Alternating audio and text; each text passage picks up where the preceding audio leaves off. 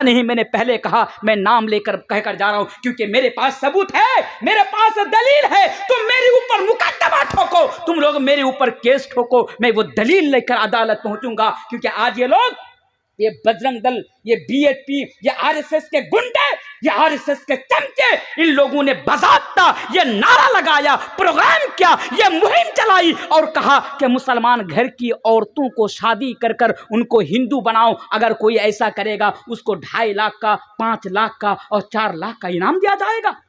आज प्रोपेगेंडा किया जा रहा है हमारी और आपकी बेटी को ईमान से भटकाने के लिए, हमारे घर से निकालने के लिए। लेकिन आज हम और आप गफलत में सोए हुए हैं, गफलत की चादर ओढ़े हुए हैं। कब आप होश में आएंगे? क्या आप चाहते हैं कि आपकी बेटी अपने ईमान से हाथ धो बैठे और अपनी दुनिया भी बर्बाद कर ले और अपनी आखिरत को यानी आखिरत को भी बर्बाद कर ले? इसलिए एक पैगाम बस इसको सामने रखते हुए, क्योंकि वक्त बहुत तेजी के साथ आगे बढ़ रहा है और मुझे बहुत कुछ आपके सामने बताना है। मेरी माएँ बहनें, आप कॉलेज में पढ़ती हैं, अच्छी बात है।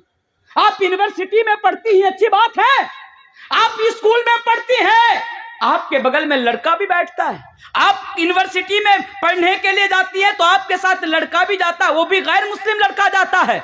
याद रखिए, वो आपको उसकी मोहब्बत में आपको फांसना चाहेगा, उसके मोहब्बत की जाल में आपको फंसाना चाहेगा, आपको शादी करना चाहेगा, आपको पैसे की लालच देगा, आपको शॉपिंग की लालच देगा, आपको दुनिया में तरह तरह की चीजों के आपको लालच देगा। लेकिन मेरी माँ और बहनों, याद रखना, उसके बहकावे में नहीं आना है, उसके जाल में नहीं फंसना है, अपना ईमान से हाथ नहीं धोना है, आपको मुर्तद नहीं होना है। क्योंकि अगर आपने अपना ईमान को फरोख्त कर दिया, अगर आप मुर्तद हो गई तो आपकी दुनिया भी बर्बाद, आपकी आखिरत भी बर्बाद हो जाएगी। आइए मौजू की तरफ मैं आपको लेकर चलता हूँ। हालांकि ये भी मौजू से रिलेटेड है। बात क्या है कि अगर आप जन्नत के अंदर जाना चाहते हैं तो आप अपना ईमान को इतना मजबूत बनाइए, इतना मजबूत बनाइए कि आपका ईमान बिके ना, आपका ईमान कभी कमजोर ना पड़े वो हालात के सामने और परिस्थिति के सामने। आइए और आगे आइए। ऐ लोगों, अगर आप जन्नत के अंदर जाना चाहते हैं, वो मेरी माँ और बहन, अगर आप जन्नत के अंदर जाना चाहते हैं, ईमान मजबूत किसकी तरह? हजरत सुमैया की तरह बनाओ।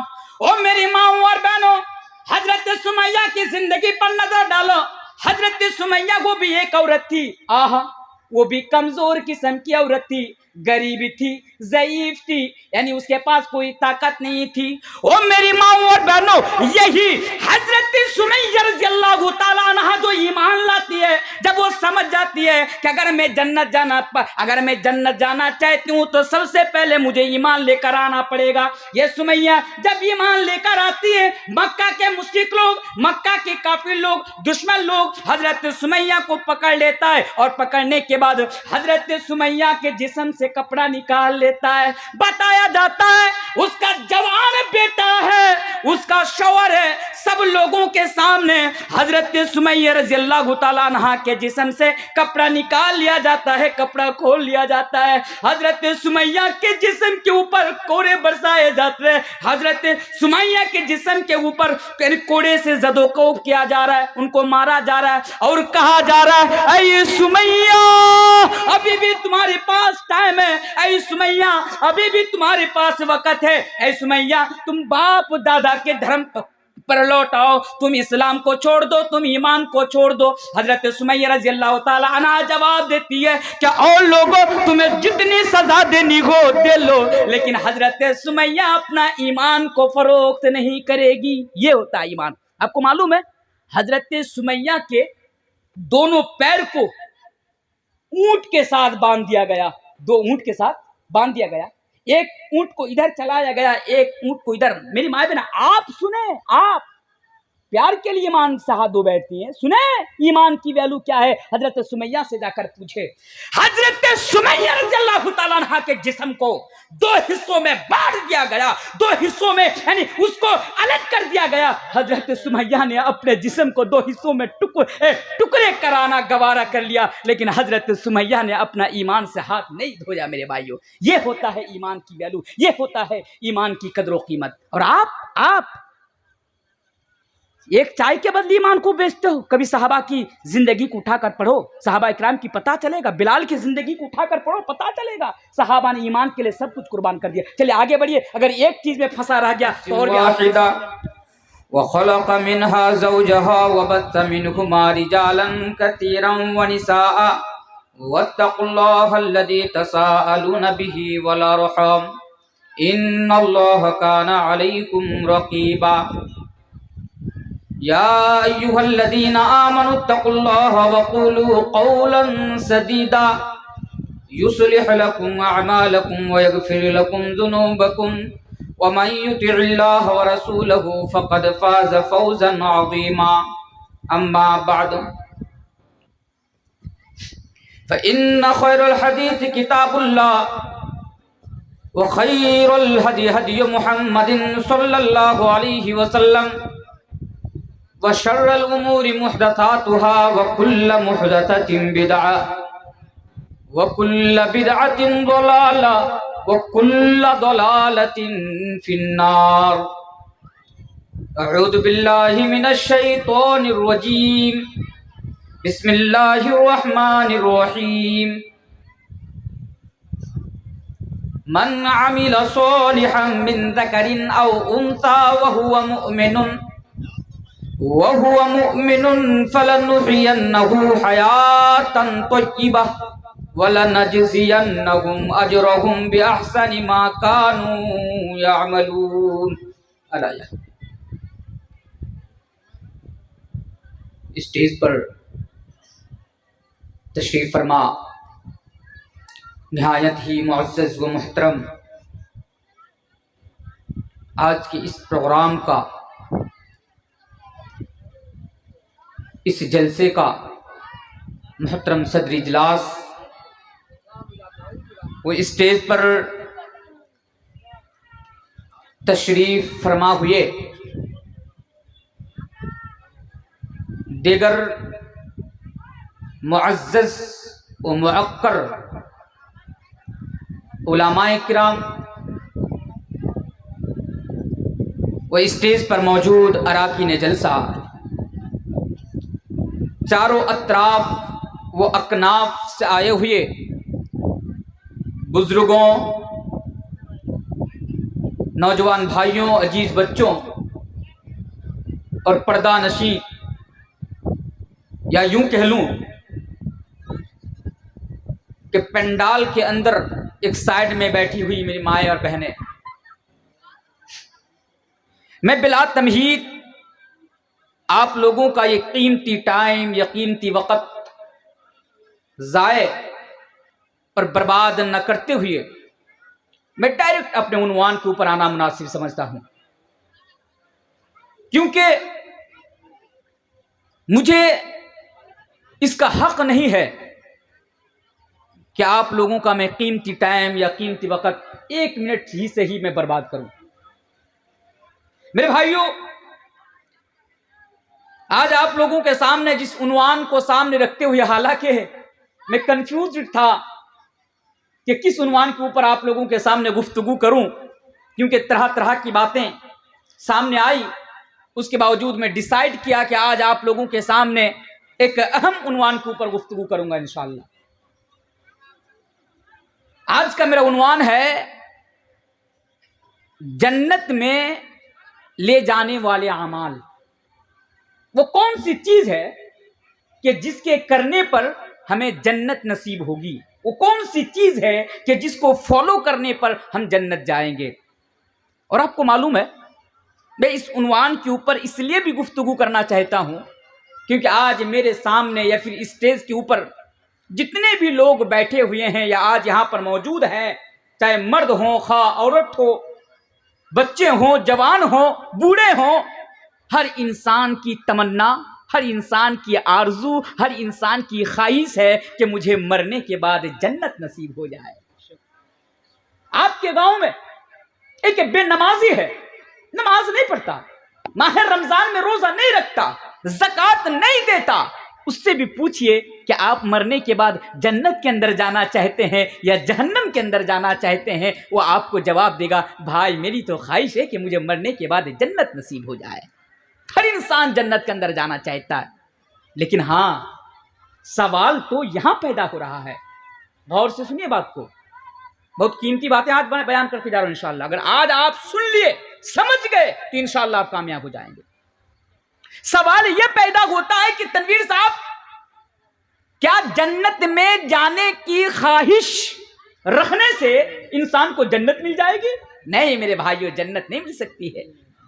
जन्नत नानी का घर थोड़ी है कि जब दिल चाहा जन्नत के अंदर चले गए। नहीं, जन्नत में जाने के लिए आपको वो आमाल करने पड़ेंगे दुनिया के अंदर जो अल्लाह के प्यारे अल्लाह और अल्लाह के प्यारे रसूल जनाब मोहम्मद रसूलुल्लाह सल्लल्लाहु अलैहि वसल्लम ने हमें और आपको बयान किए हैं।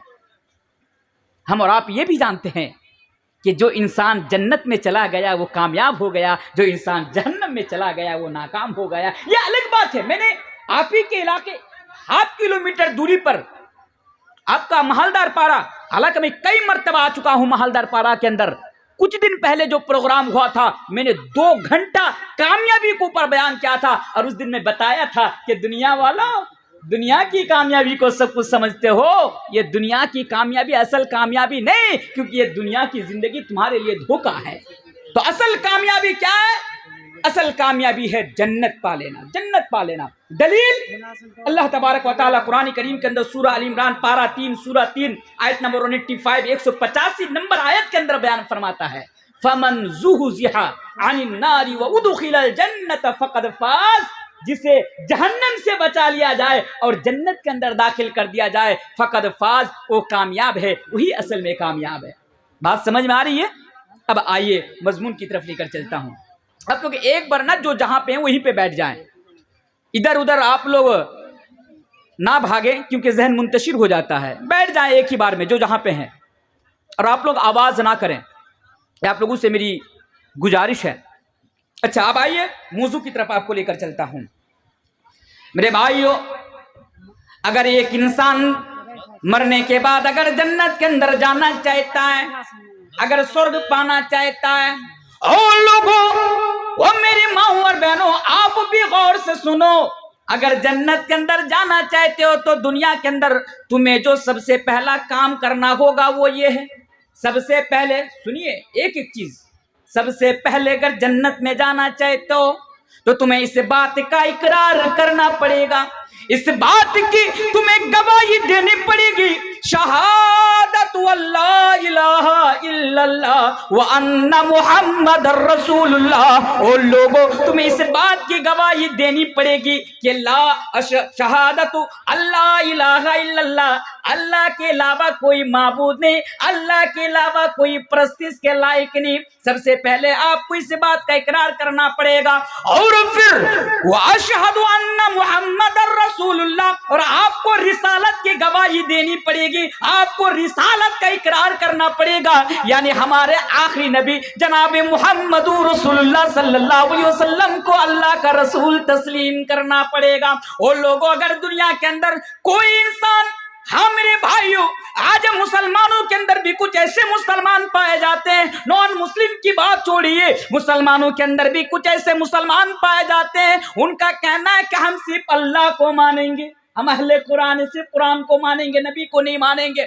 और लोगों सुनो, अगर तुम स्वर्ग के अंदर जाना चाहते हो, अगर तुम जन्नत के अंदर जाना चाहते हो तो तुम्हें सबसे पहले शहादत अल्ला इलाहा इल्लल्लाह, यानी एक अल्लाह की गवाही देनी पड़ेगी और नबी अकरम जनाब मोहम्मद रसूलुल्लाह सल्लल्लाहु अलैहि वसल्लम का रसूल मानना पड़ेगा। दोनों के ऊपर आपको ईमान रखना पड़ेगा, तभी आप जन्नत के अंदर जा सकते हैं, वरना आप जन्नत के अंदर जा नहीं सकते हैं। अल्लाहु अकबर। और आगे आई, मैं आपको आसान भाषा में समझा कर जाता हूं। हाँ मेरे भाइयों, मुझे मालूम है अगर आज मैं आपके सामने जो बयान कर रहा हूं मेरी बातें रिकॉर्ड हो रही है, मुझे ये भी मालूम है कि वो लोग कल मेरे खिलाफ फिर न्यूज चला देंगे, क्योंकि मुझे मालूम है कि आज पागल कुत्ते की तरह भारत की मीडिया मेरे पीछे पड़ी है।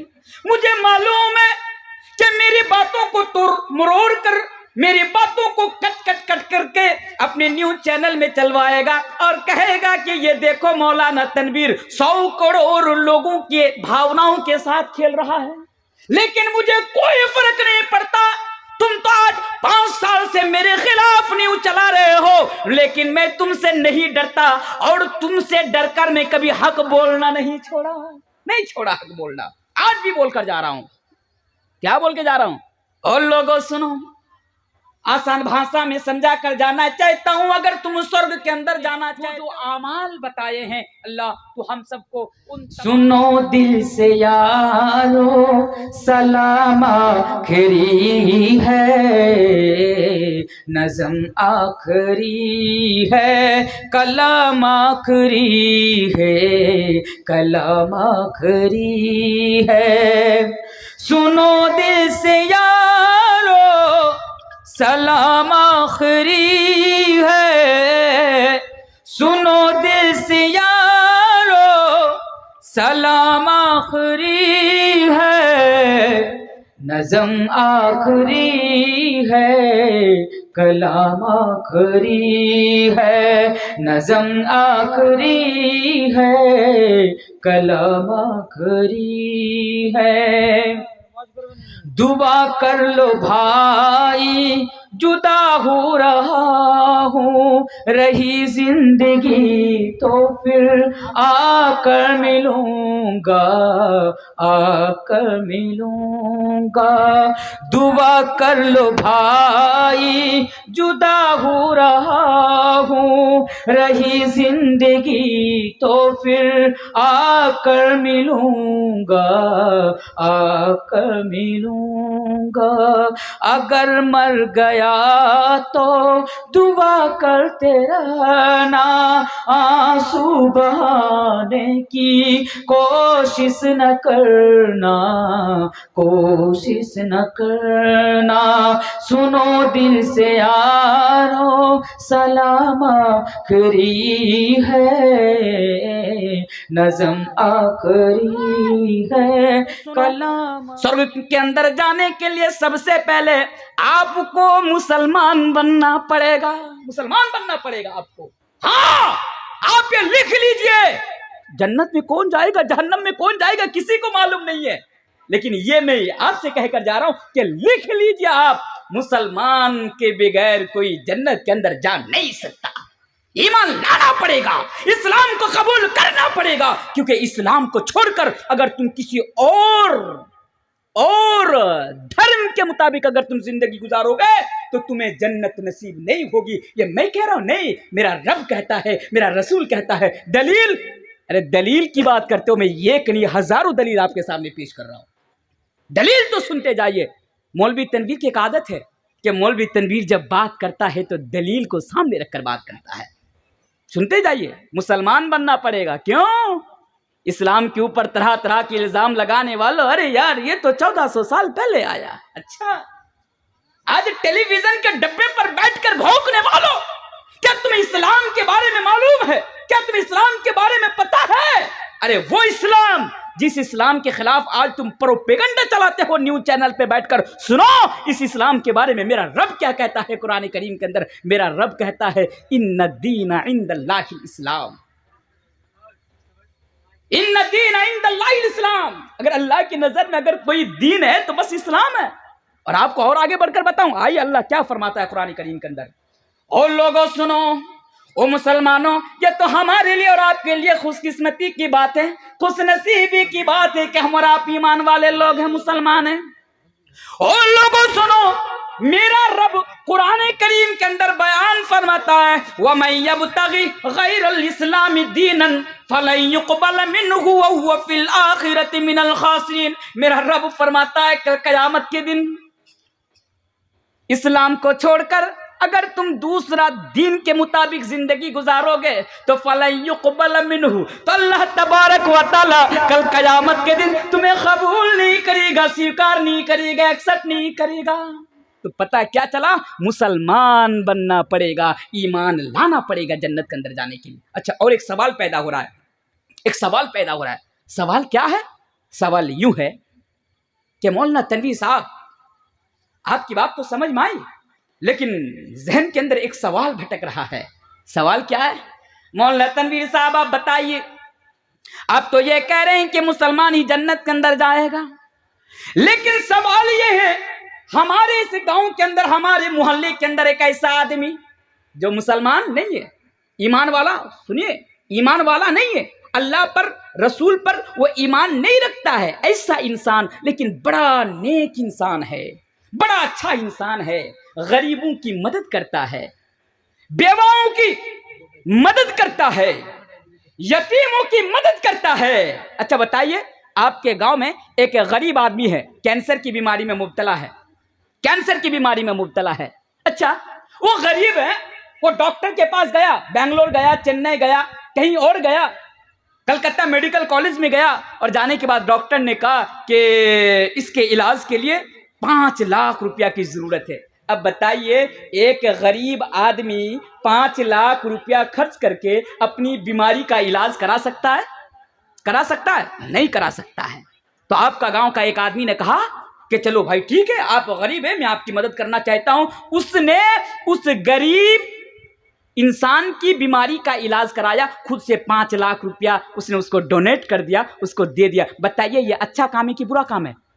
अच्छा काम है ना भाई, लोगों की मदद करना ये अच्छा काम है। तो एक ऐसा इंसान दिन भर, शबो रोज, हर रोज कंटिन्यू लोगों की मदद करता जा रहा है, मदद करता जा रहा है, लेकिन हाँ, वो ईमान नहीं रखता है, वो मुसलमान नहीं है, तो क्या ऐसा इंसान जन्नत में जाएगा? नहीं, ऐसा इंसान जन्नत में नहीं जाएगा, ऐसा इंसान जन्नत के अंदर नहीं जाएगा। अगर आप नेक आमाल भी करते हैं, अच्छा आमाल भी करते हैं, तो आपको इस्लाम के दायरे में रहकर आपको करना पड़ेगा। दलील एक हदीस में आपके सामने सुनाता हूं।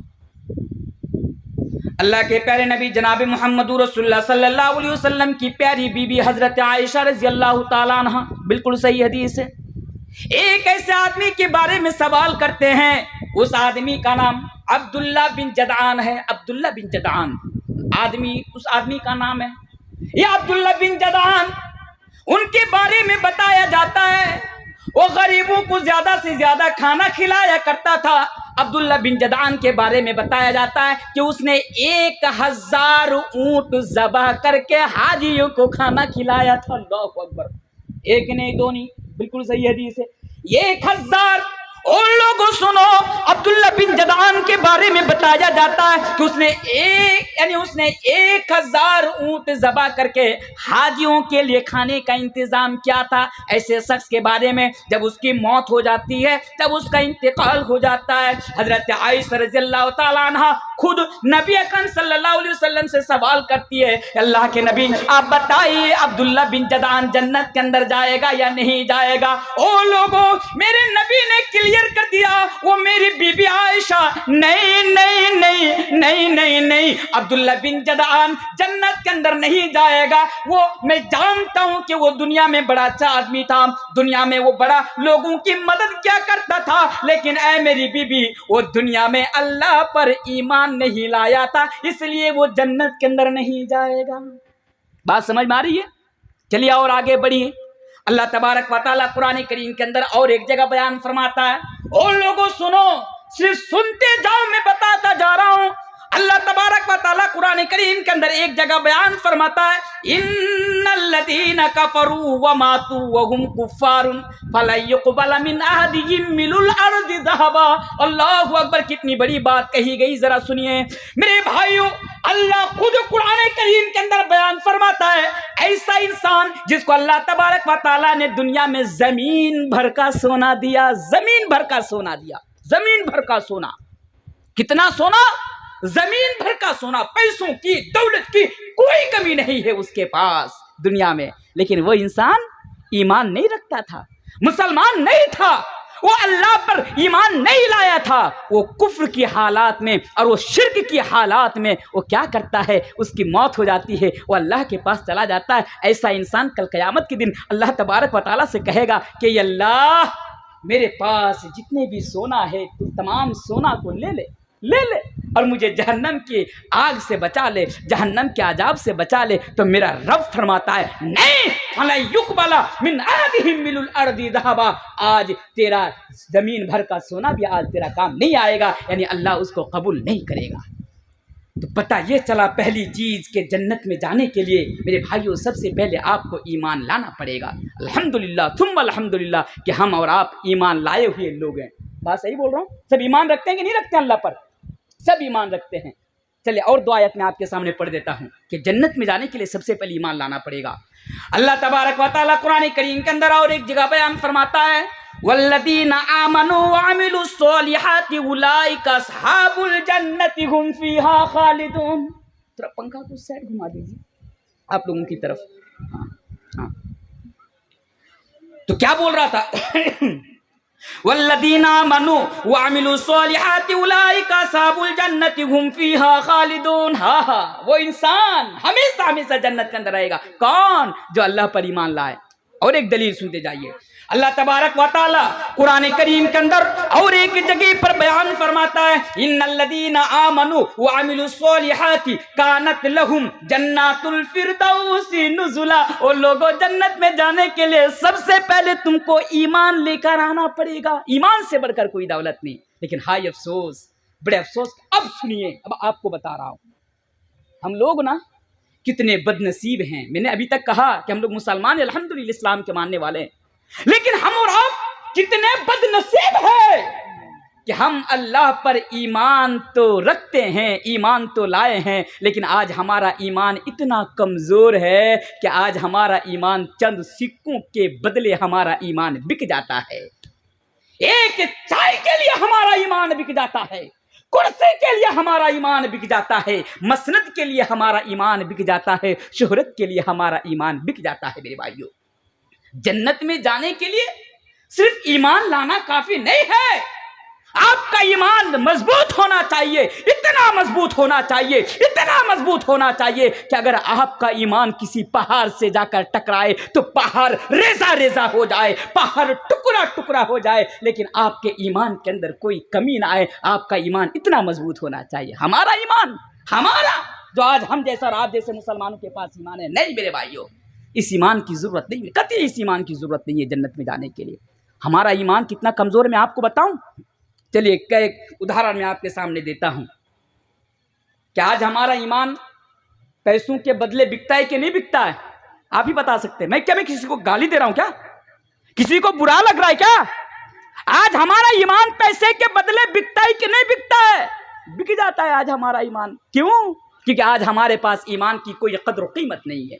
आज हमारे ईमान की कोई वैल्यू आज हमारे नजदीक नहीं है। क्यों? क्योंकि हमने और आपने ईमान के लिए, तौहीद के लिए, इस्लाम के लिए, दीन के लिए, शरीयत के लिए हमने कोई कुर्बानी पेश नहीं की है। मेरे भाइयों, अगर हमने कुर्बानी पेश की होती तो हमारे नज़दीक भी ईमान की कद्र और कीमत होती, हमारे नज़दीक भी ईमान की वैल्यू होती। और आज खास करके मेरी माएँ बहनें, आपके बारे में क्या बताना, आपका ईमान देखता हूँ तो खून का आंसू रोने का दिल करता है। क्या बोलूं आपके बारे में?